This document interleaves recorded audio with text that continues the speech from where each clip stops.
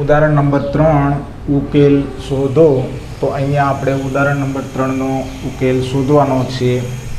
6x + 1/3 વત્તા 1 બરાબર x ઓછા 3/6.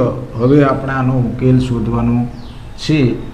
તો કઈ રીતે ઉકેલ શોધાય કે ભાઈ આ 3 અને 6નો લસા, તો કે 3 અને 6નો લસા તો કેટલો થશે? 6. હવે આનો આપણે ગુણક લેવાનો છે કે લસા કેટલો આવ્યો હતો? તો કે 6. તો હવે ગુણક લ્યો. તો અહીંયા આ 6 કૌંસમાં 6x વત્તા 1/3. હવે અહીંયા 1 ગુણ્યા 6 કૌંસની અંદર x ઓછા 3 અને અહીંયા આ 6. હવે 6નો લસા લીધો, પછી ગુણક લીધો, તો છેદ ઉડાડો. તો કે 3 દુ 6,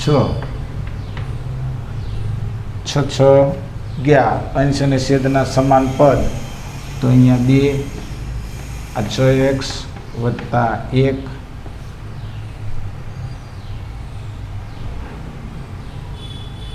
અહીંયા 6 એકા આ 6 અહીંયા આ x ઓછા 3. ઓકે. હવે શું કરશો? ગુણાકાર કરો. તો કે 6 દુ 12x અહીંયા આ 2 આ વત્તા આ 6 બરાબર x ઓછા 3.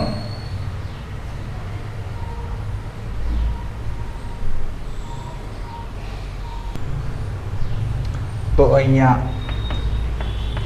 આ 12x આનો સરવાળો કરો એટલે 8 અહીંયા x ઓછા 3. હવે x વાળા પદોને બહાર લઈ જવાના છે. તો કે અહીંયા 12x આ બાજુ જાય એટલે -x, આ -3 આ બાજુ આવશે એટલે -8. 12x માંથી x જાય તો કે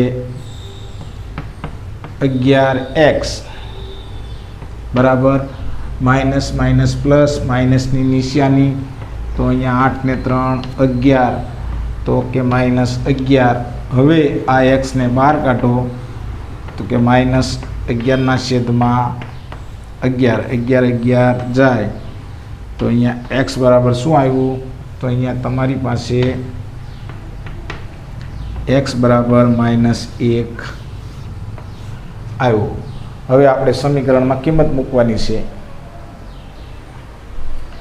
ચકાસણી કરવાની છે કે x બરાબર -1 મૂકવાનો છે. તો કે 6 અહીંયા આ -1 વત્તા 1/3 વત્તા 1 બરાબર આ -1 આ -3 અહીંયા આ 6. હવે તો કે 6 એકા 6, તો અહીંયા -6 આ વત્તા 1 અહીંયા 3 અહીંયા વત્તા 1 બરાબર અહીંયા આ -4 છેદમાં આ 6. હવે -6 માંથી